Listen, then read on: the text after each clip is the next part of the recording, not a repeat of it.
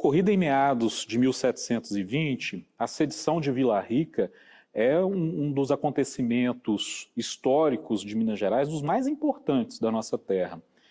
Entretanto, se nós compararmos a sedição de Vila Rica com outros movimentos rebeldes, como a própria Inconfidência Mineira, que aconteceu no final daquele século, nós ainda sabemos muito pouco, né, a respeito dos seus principais personagens, por exemplo, quem foi Filipe dos Santos, quem foi Pascoal da Silva Guimarães, quem foi o Conde de Assumar, e também a respeito do próprio contexto que motivou aquela sedição, que foi algo muito forte realmente nos primeiros tempos de Minas Gerais. Algo tão forte que, inclusive, teve repercussão na emancipação da capitania de Minas Gerais, que até então ela estava vinculada também à capitania de São Paulo, e a partir do final de 1720 nós temos a nossa capitania de Minas Gerais independente. Então foi um movimento de extrema importância. E o propósito hoje vai ser nós trazermos informações que possam esclarecer melhor esses personagens, esse acontecimento, para que nós possamos compreender a sedição de Vila Rica no contexto da história de Minas Gerais. A compreensão dos fatos históricos não se dá a partir do pensamento, do momento de quem busca o fato histórico para conhecê-lo. Devemos conhecer o contexto do fato histórico, a forma de pensamento daquele momento histórico, para não cairmos no erro de julgar o passado pelo presente. Essa é uma advertência inicial mais do que necessária, porque, afinal de contas, entre os 300 anos da capitania de Minas Gerais e do Estado de Minas Gerais, existem um sem número de acontecimentos que são ditados por ideias próprias de cada momento, mas também pela evolução científica e tecnológica, pela evolução social e política. Nós temos, então, para compreender a sedição de 1720, de recuar um pouco no tempo, o essencial, pelo menos, para que não se torne uma visão de um fato isolado, como se ele existisse por si num dado momento e não influenciado por tantos outros fatos e correntes de pensamento.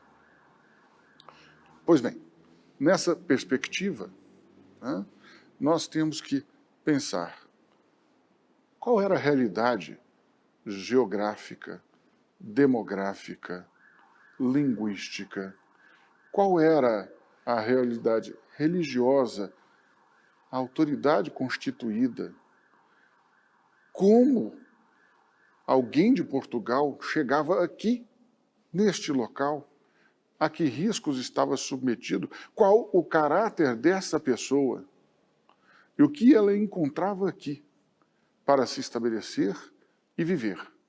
O que a coroa oferecia como serviços, o que ela oferecia de possibilidades de empreendimento, como eram financiados os empreendimentos justificadores da criação da própria capitania de São Paulo e Minas do Ouro e depois da capitania de Minas Gerais, cujos 300 anos comemoramos agora, em 2020. Na perspectiva, então, do conhecimento da realidade e das ideias dominantes, temos que pensar, primeiramente, que ideia permeava a Europa naquele momento e justificava a ação dos reis, dos nobres em geral. E aí nós vamos pegar duas ideias fundamentais. A primeira, de Malebranche, a ideia do erro. O erro é a adesão ao que não seja verdade. A prática da verdade expurga o erro e aperfeiçoa. O distanciamento da verdade, voluntário, ou a adesão mesmo que involuntária, significa o erro. Essa é uma exigência quase que da perfeição. Mas essa exigência, ela vem de par com algo que se pode verificar na própria história da literatura hispano-portuguesa. E isso nos traz essa informação um autor alemão, um filólogo da primeira metade do século XX, que é Karl Vossler, que estudando a literatura hispano-portuguesa, nos mostra que, àquela época, dois sentimentos eram importantes na literatura e que traduzia a prática do que se esperava do cidadão, seja português, seja espanhol. O sentimento de nobreza de origem ou de sangue, de um lado, e nobreza de alma, de outro. A nobreza de origem ou de sangue traduzia a ideia da consagração divina. Era nobre por origem, ou por nascimento, ou por sangue, por uma consagração divina. E esse tipo de nobreza não se comunicava. Ninguém podia buscar esse tipo de nobreza se não tivesse isso na origem. E a nobreza adquirida, que era chamada nobreza de alma. Na verdade, a nobreza de alma nada mais era do que a possibilidade para os que não eram nobres de sangue serem reconhecidos por essa sociedade e elevados em grau.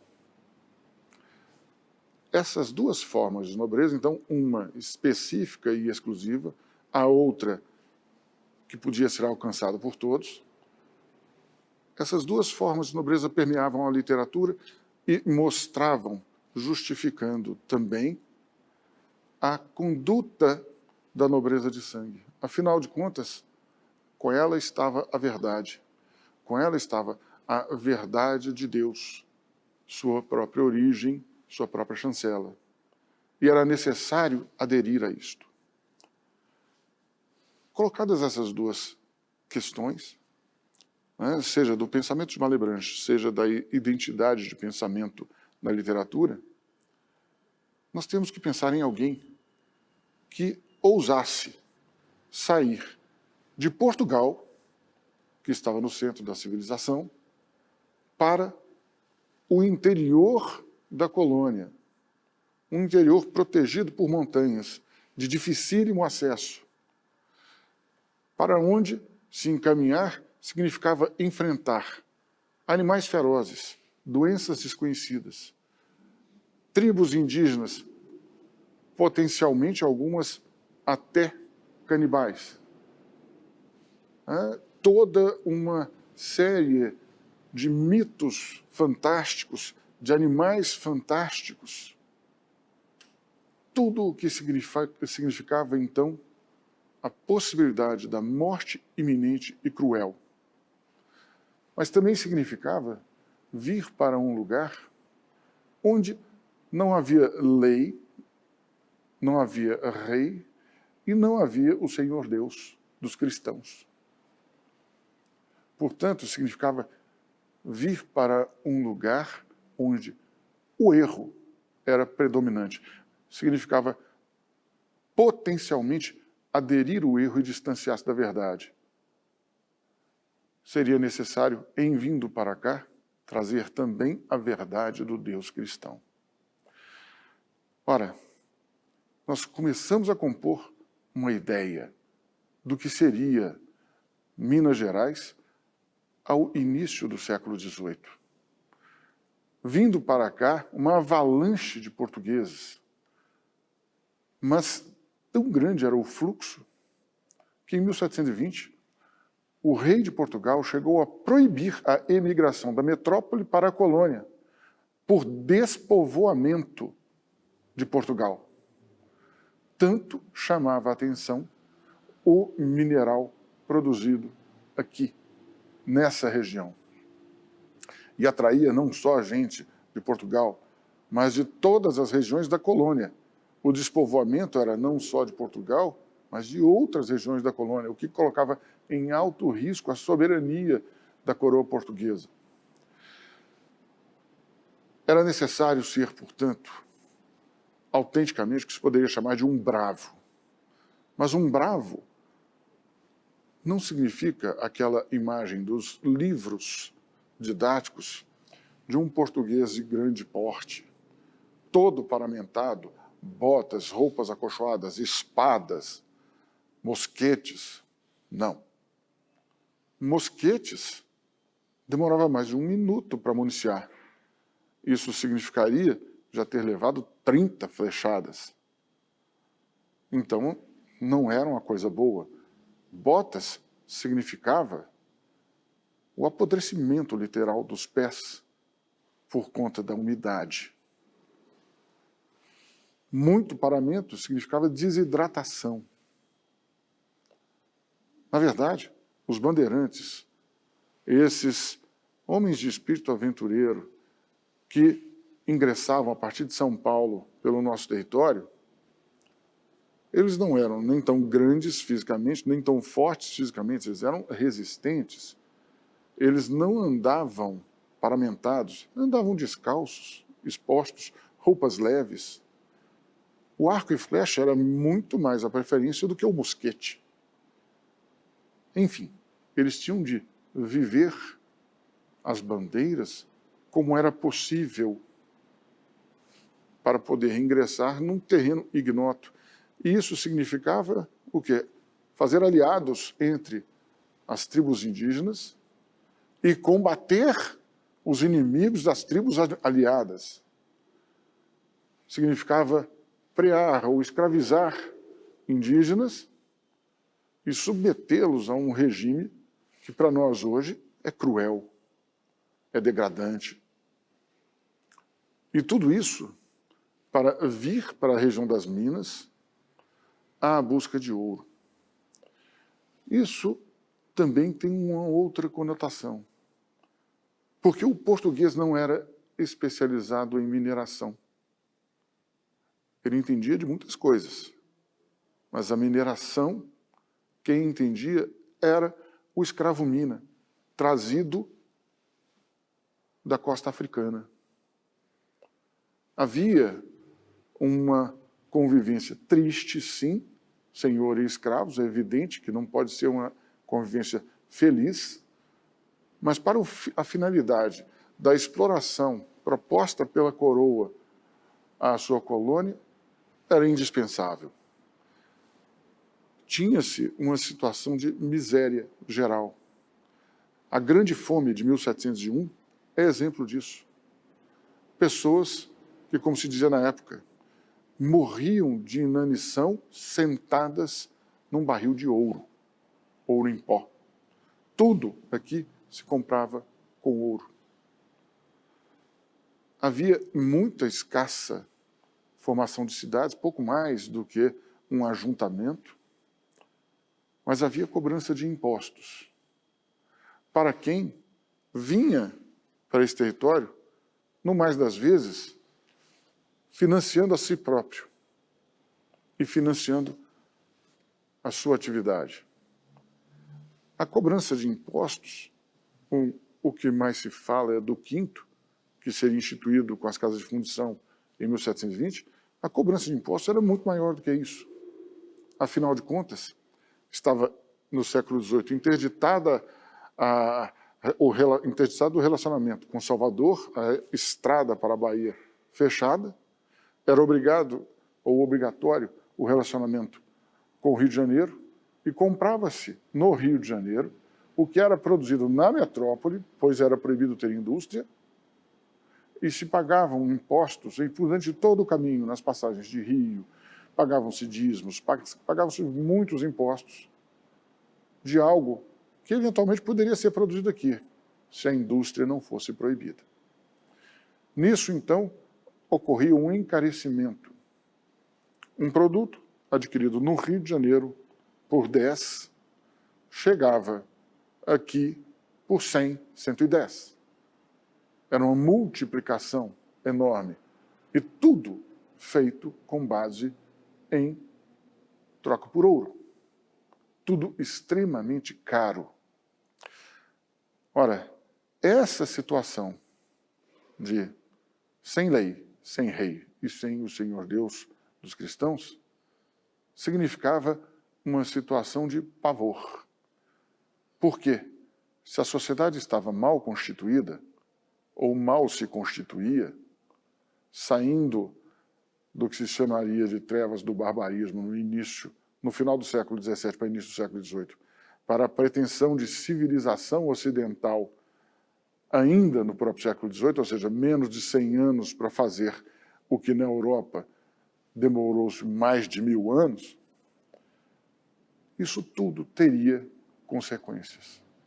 Não se fez com a gradação devida, não se fez com o tempo devido. O tempo foi comprimido. Pagavam-se muitos impostos para ter, em troca, serviço quase nenhum.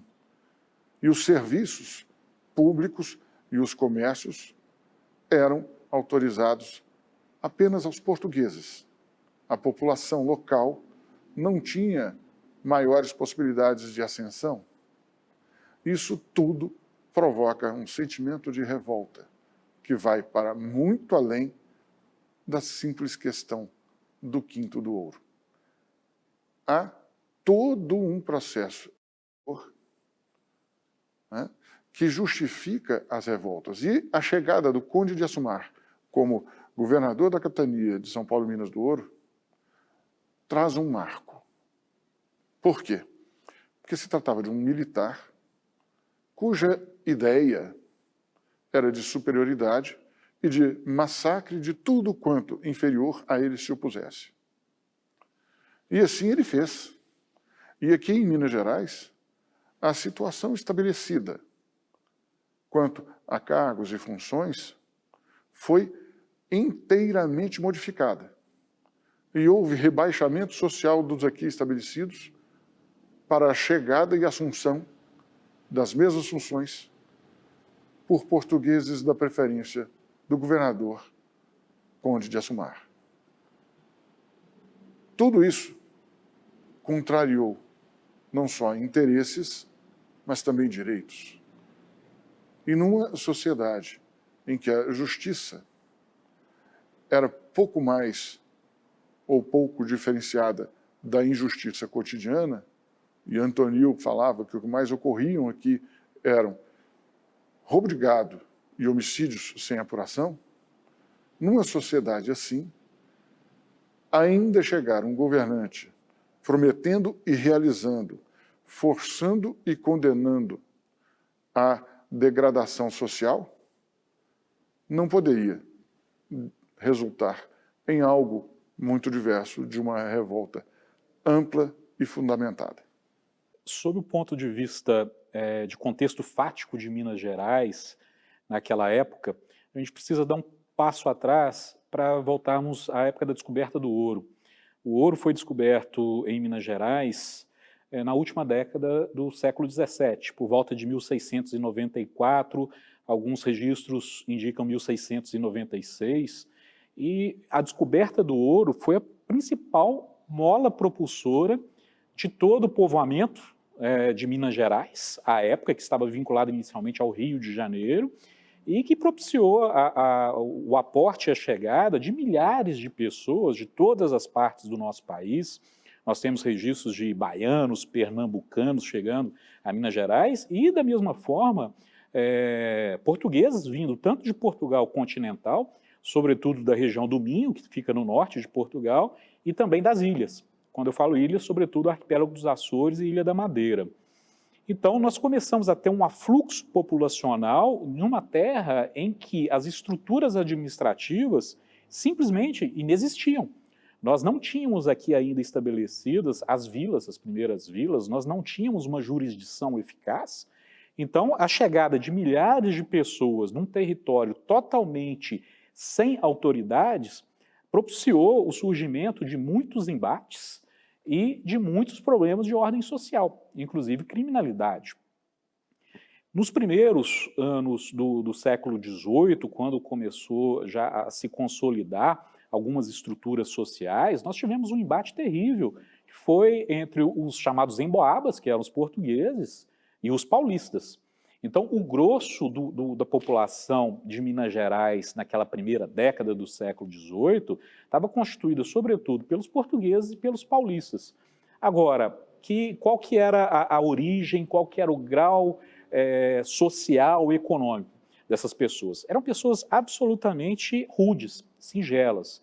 Os portugueses deixavam a sua terra de origem exatamente em decorrência de uma falta de uma perspectiva financeira, eram pessoas em geral pobres, se dirigiam para o Brasil, para as Minas Gerais, com a perspectiva de se enriquecer, estavam dispostos a enfrentar qualquer tipo de desafio e a fazer justiça pelas próprias mãos, se necessário fosse.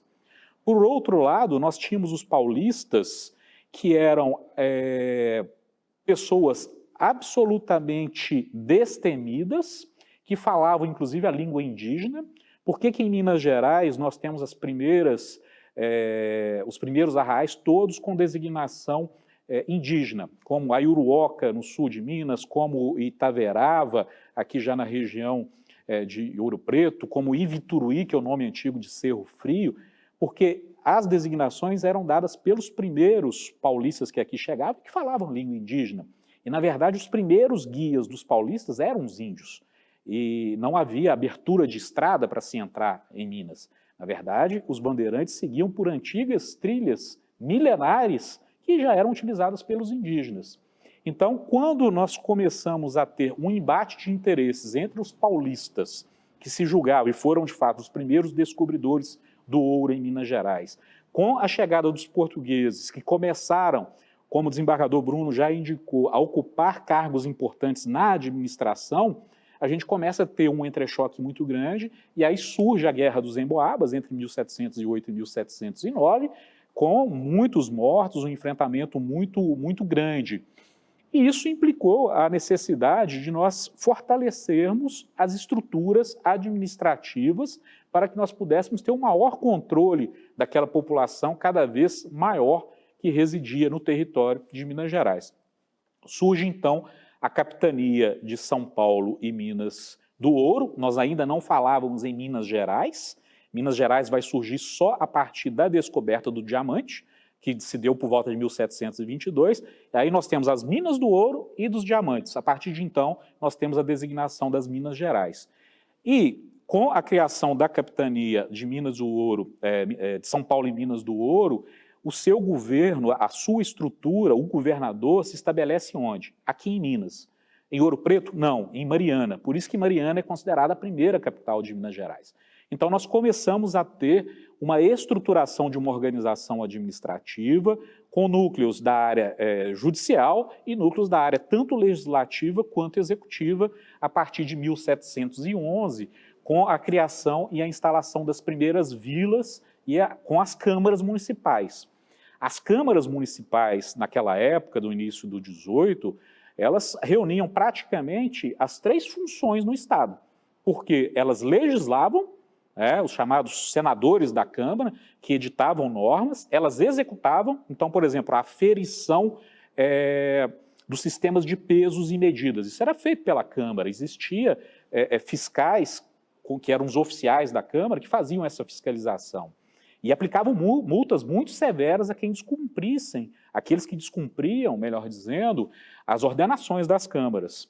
E começaram, então, a dar efetividade, aplicando multas. E tinham, inclusive, o poder de julgar, dependendo da alçada. Nós tínhamos os juízes ordinários, que não eram juízes letrados, não tinham formação jurídica, mas que tinham a capacidade de impor sanções, inclusive de prisão, dependendo da circunstância e dependendo de quem era a pessoa destinatária. Então, os nobres, os que tinham alguma distinção social, como patentes militares, na maioria das vezes conseguiam escapar da jurisdição do juiz ordinário.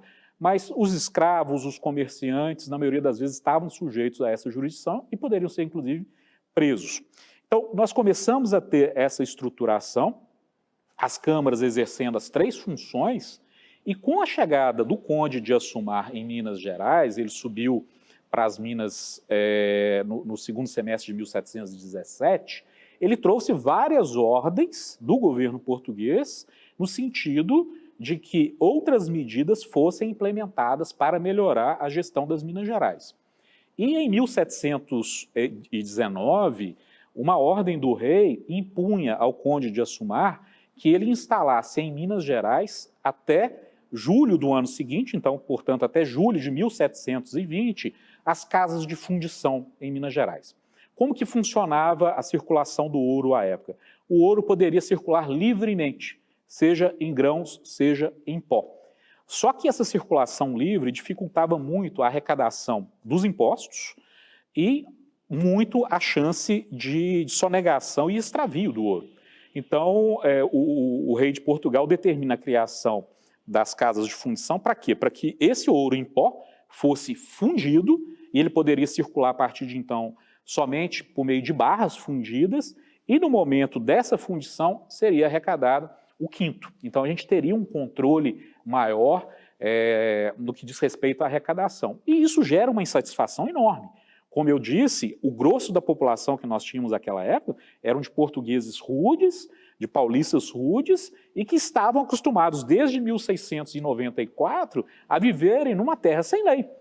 E todos sabem, né, que quando não existe ordem numa sociedade, nós não conseguimos transformar a realidade dessa sociedade da noite para o dia por uma simples criação de uma lei. Você não muda a realidade social através da edição de atos normativos. Então, isso foi a gota d'água para que houvesse a sedição de Vila Rica.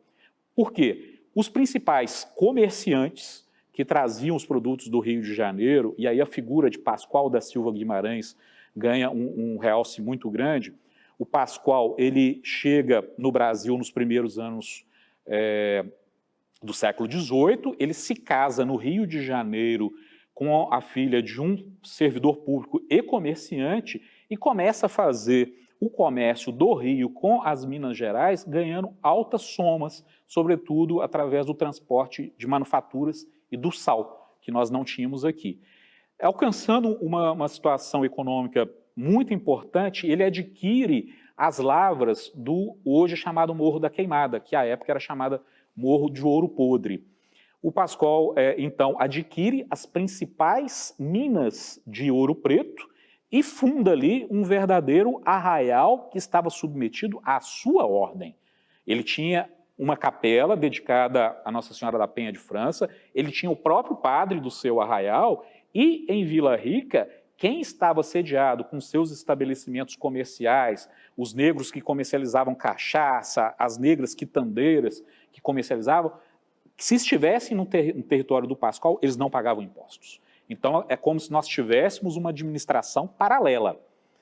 Bem, com a chegada do Açumar, nós começamos a ter já um descontentamento de pessoas de Vila Rica em relação a essa figura do Pascoal da Silva Guimarães, que era o dono lá do morro, do que ficou conhecido à época como Morro do Pascoal, dizendo, mas por que lá não se paga imposto?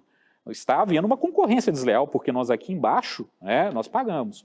E um fato interessante, Vila Rica, Ouro Preto naquela época, não era nada parecida com o Ouro Preto que nós conhecemos hoje. Hoje nós chegamos ali, as ruas são todas interligadas, com calçamento, naquela época não. A maior parte das casas eram casas térreas, não eram sobrados, cobertas por palha, por capim. Nós não tínhamos, na maioria das vezes, casas cobertas por telhas, exceto as mais importantes, e nós tínhamos vários arraiais que estavam estruturados, distantes um do outro, como o arraial de Antônio Dias, que hoje é o bairro de Antônio Dias, onde tem a igreja de Nossa Senhora da Conceição, que era um núcleo paulista. Tanto que a rua de trás da igreja de Antônio Dias até hoje chama Rua dos Paulistas. Nós tínhamos o arraial do Pilar, que está do outro lado do morro, que já era um núcleo em Boaba. E eles se interligavam e se encontravam onde é hoje a Praça Tiradentes, onde tem a estátua de Tiradentes, que à época chamava Morro de Santa Quitéria. Então, na verdade, nós não tínhamos Vila Rica como uma unidade, mas sim como diversos povoados no entorno daquele morro principal, onde existia uma capela dedicada a Santa Quitéria e onde foi instalado posteriormente o Pelourinho, então, onde nós tínhamos a administração colonial.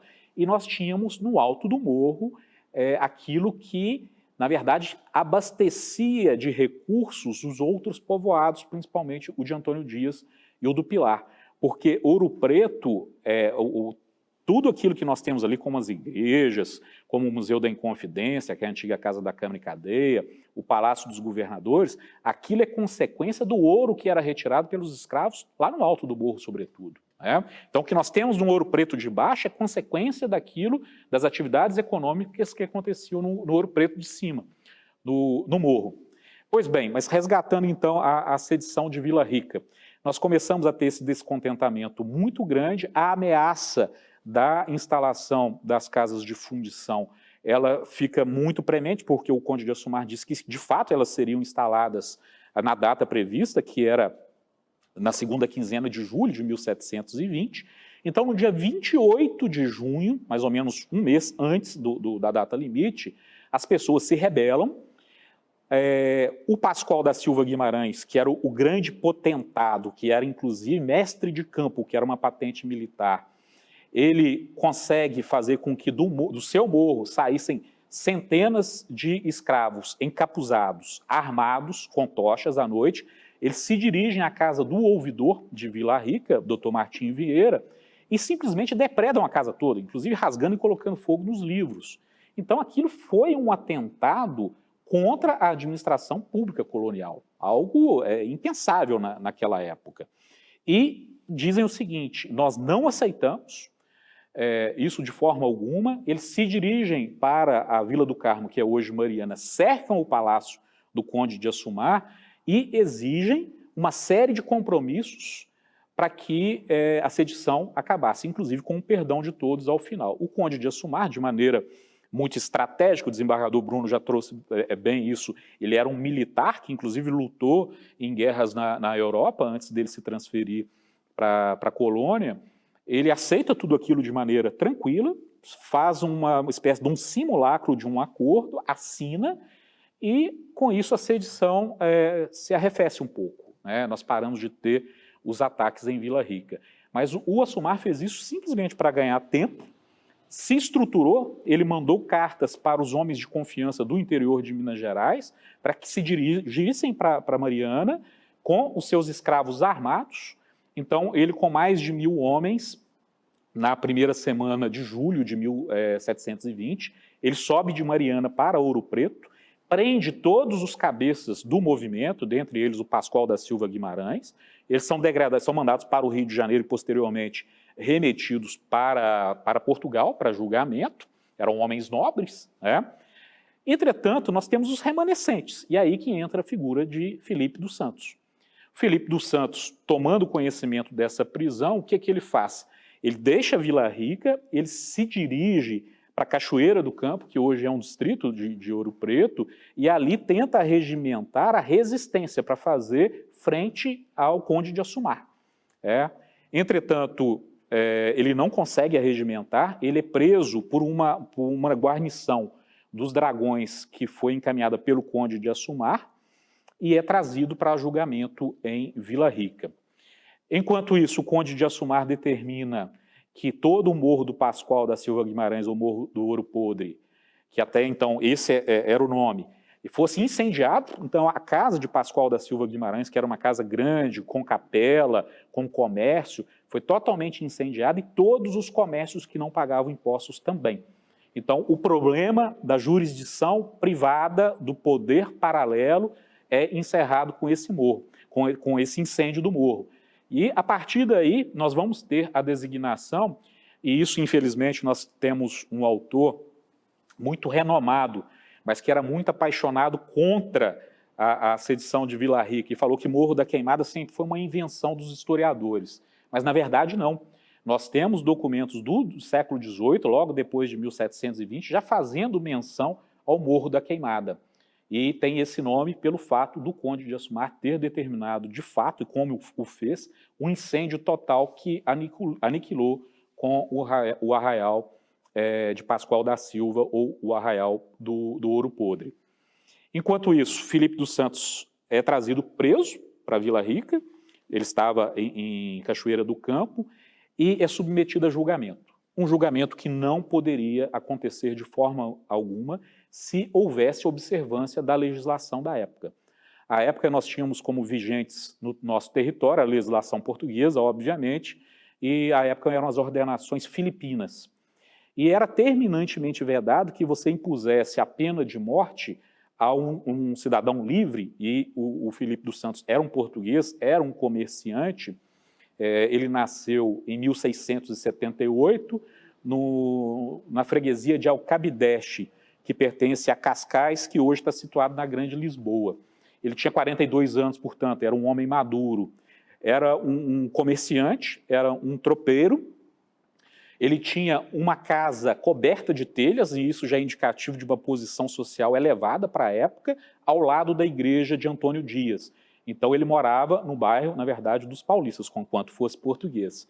Ele também tinha um rancho de tropa, e ao contrário daquilo que normalmente a história nos traz, Filipe dos Santos não era um pobre coitado, porque houve a apreensão dos bens dele logo depois da sua execução, que eu vou mencionar daqui a pouco, e os bens que foram arrolados, nós tínhamos ali uma escrava negra chamada Francisca Mina, e aí um dado interessante, uma curiosidade histórica. O Filipe dos Santos, ele era casado em Portugal, ele se casou no ano de 1705, então até 1705 pelo menos ele estava em terras europeias. Entretanto, ele deixa a mulher em Portugal e vem para as Minas. E quando houve a apreensão dos bens na casa dele, são encontradas várias roupas femininas, como vestidos de seda, inclusive, e cabeleiras femininas, que, ao que tudo indica, eram roupas dessa escrava, Francisca Mina, que muito provavelmente ele vivia em concubinato com essa escrava, que era algo absolutamente comum naqueles primeiros tempos de Minas Gerais. Para além da Francisca, nós temos 5 escravos homens, nós temos a casa, o rancho e vários créditos passados por devedores. O total de bens deixados por Filipe dos Santos girava em torno de 1.500 oitavas de ouro. Uma oitava tem cerca de 3,5 gramas. Então, nós podemos chegar à conclusão de que o patrimônio deixado por Filipe dos Santos à época era em torno de 5 quilos de ouro, que era um patrimônio bastante razoável. Então, nós temos que afastar essa percepção equivocada de que nós estávamos tratando de uma pessoa sem eira nem beira. Não, era uma pessoa que tinha uma respeitabilidade social e uma importância econômica. Bem, retomando ao julgamento, não seria possível a imposição da pena de morte, mas o conde de Assumar, imbuído de uma vontade de fazer justiça pelas próprias mãos a qualquer custo, e lembrando o seguinte, o conde de Assumar tinha sido, a sua morte havia sido tramada, ele deveria ser morto pelos sediciosos, e quem estabeleceu a senha que era para deflagrar o momento da execução foi o próprio Filipe dos Santos. Ou seja, ele era vítima de uma trama do Filipe dos Santos como um dos líderes e um dos executores da sedição do motim de Vila Rica. Então ele era, obviamente, impedido de julgar uma pessoa, se nós estivéssemos no sistema processual de hoje, ele não poderia julgar. Mas mesmo assim, ele fala, vou julgá-lo. Para que houvesse um julgamento sob a ótica da justiça e dentro da legalidade, ele deveria ser submetido ou à relação da Bahia, ou, excepcionalmente, a legislação permitia que fosse formada uma junta pelos ouvidores das comarcas de Minas Gerais. Isso seria possível. Só que o ouvidor de Vila Rica, o doutor Martim Vieira, ele fugiu para o Rio de Janeiro porque ele teve a casa saqueada, então não existia ouvidor. O que o conde de Assumar fez? O famoso jeitinho. Pegou um vereador, que era o juiz ordinário da Câmara de Vila Rica, e junto com o conde de Assumar formaram uma junta de apenas 2, e a junta deveria pelo menos ter 3 julgadores, então criado totalmente à margem da lei, sendo que esse vereador tinha sido objeto de cárcere privado pelos sediciosos, ou seja, tinha sido vítima dos próprios sediciosos, e eles fazem um julgamento sumário do Filipe dos Santos no dia 18 de julho de 1720. Então ele foi preso no dia 13, provavelmente chegou em Vila Rica no dia 14, e em 3 dias eles fizeram um simulacro de um processo, que na verdade foi um arremedo muito mal feito, e as provas coligidas foram um documento que estava na algibeira do Filipe dos Santos, provas testemunhais e a própria confissão do Filipe dos Santos, segundo consta da sentença. Então essas foram as 3 provas utilizadas e impuseram a Filipe dos Santos a pena de morte totalmente à margem da lei. Foi uma condenação irregular. Qual que foi a decisão tomada por essa junta? Não é uma sentença, na verdade, é um acórdão, uma vez que foi proferida, entre aspas, por um órgão colegiado, mas formado simplesmente por 2 pessoas, que eram vítimas dos atos do próprio Filipe dos Santos, e o acórdão tem o seguinte teor: condenam ao réu que, com embaraço e pregão, vá pelas ruas públicas dessa vila e morra, morte natural para sempre. E corra arrastado pelas ruas públicas dessa vila e seja esquartejado, e se porá a sua cabeça pregada no pelourinho da mesma vila, então nós estamos falando de Vila Rica, Ouro Preto, e um quarto, ou seja, uma das partes do corpo dele, no lugar de Cachoeira, que é onde ele foi preso, Cachoeira do Campo, de onde foi preso perturbando o povo, e outro em São Bartolomeu, que é um outro distrito de Ouro Preto, próximo a Glaura, outro na Itabira, Itabira hoje é Itabirito, tá? Que também era um distrito de Ouro Preto, e outro na passagem do Ribeirão abaixo. Passagem é a passagem de Mariana, né? Que está entre Ouro Preto e a cidade de Mariana. E seus bens sejam confiscados para a coroa. Então, os bens foram todos confiscados, por isso que nós sabemos a questão dos escravos, da casa e etc., e pague as custas dos autos, ou seja, as custas judiciais também ele foi condenado. Bem, só uma análise para terminar essa questão da sentença. Existe uma dúvida muito grande na historiografia se Felipe dos Santos teria sido, de fato, arrastado por cavalos antes ou depois da execução. O que era essa morte natural para sempre?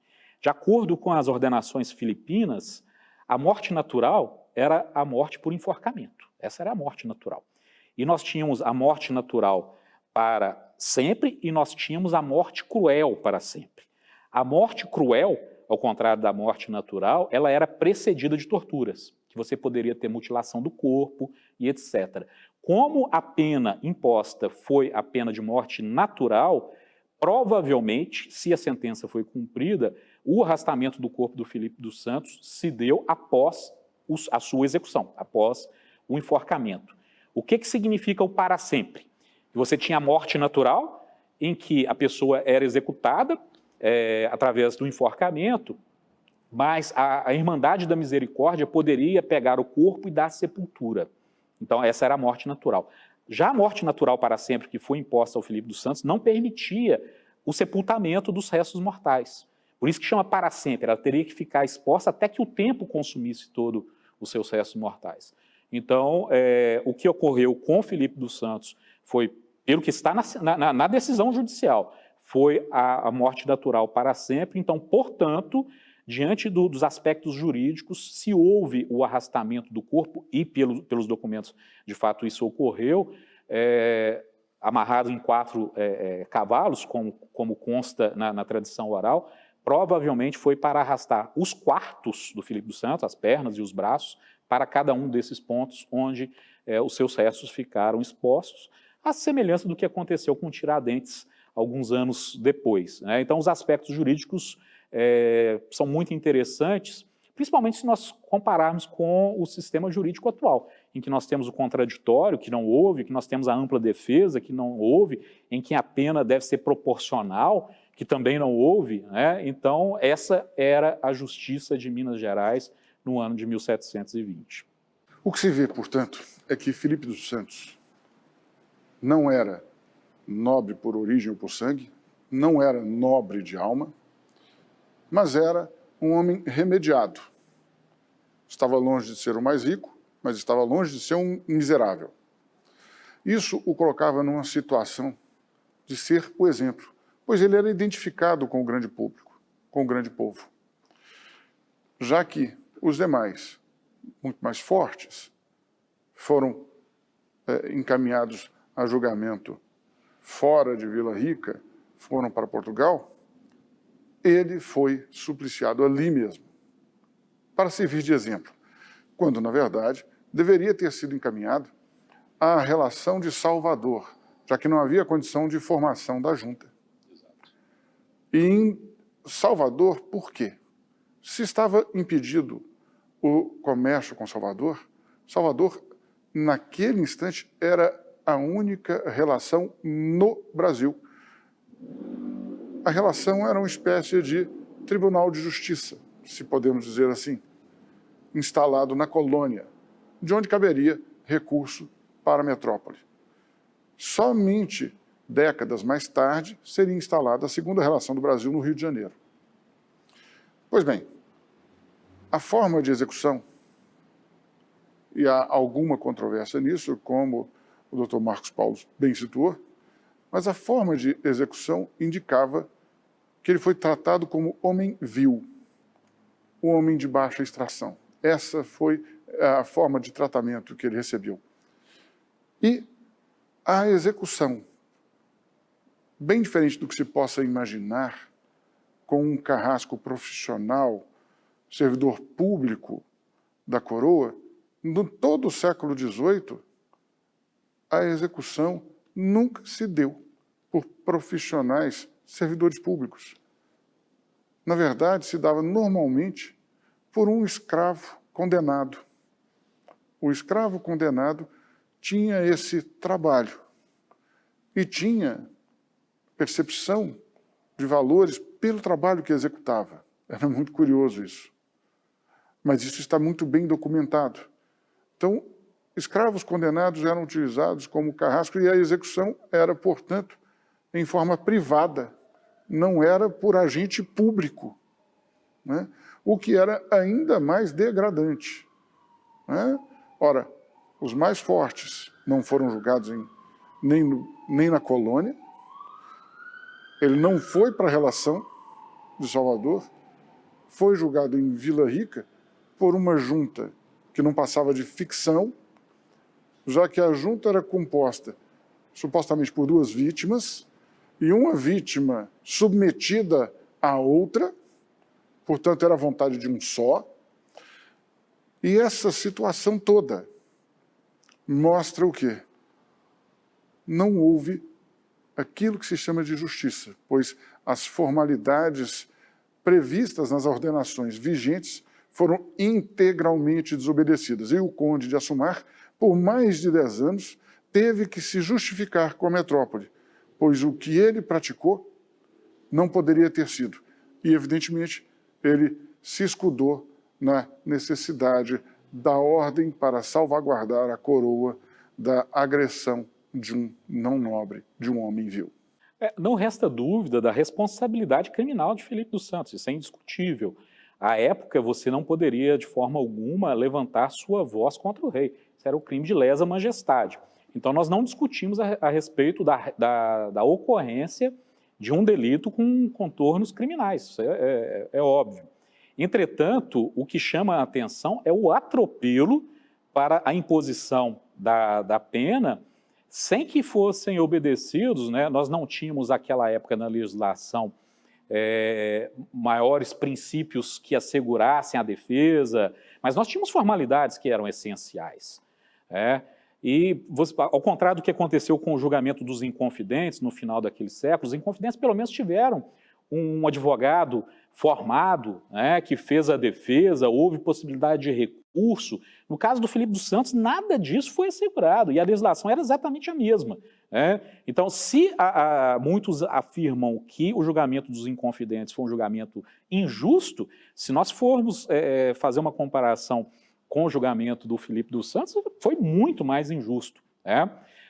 Então, foi um julgamento à margem da lei. E outra coisa que me parece evidente é uma justiça seletiva naquela época colonial. Por quê? Nós tivemos pessoas que participaram dos mesmos atos delituosos, sendo que aquele que não era considerado nobre, que não era religioso, não tinha patente militar, foi o único que sucumbiu à pena de morte. Todos os outros foram degradados para Portugal, e nós não temos nenhum registro de que tenha ocorrido qualquer tipo de condenação em relação ao Manuel Mosqueira da Rosa, ao próprio Pascoal da Silva Guimarães. Então, ao que parece, essas pessoas que, na verdade, eram muito mais responsáveis, porque eles eram os grandes mentores e financiadores dessa edição, ficaram à margem da aplicação de qualquer lei, enquanto aquele que era um comerciante, né, que estava numa situação de inferioridade social e econômica, acabou pagando com a própria vida em razão dos atos por ele praticados.